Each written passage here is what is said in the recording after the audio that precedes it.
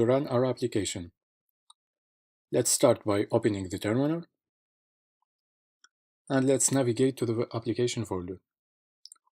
Let's cd to desktop, athlete. The application folder is called athlete, so let's cd into it. And now we must run npm install. Let's wait for it to finish. Let me fast forward. It may take a while. And now let's run React Native link.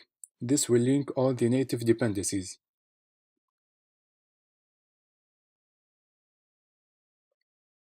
Let's go ahead and open. Now let's run npm start.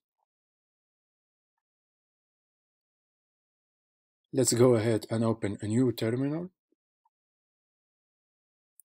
Let's open a new tab in the same folder we are in.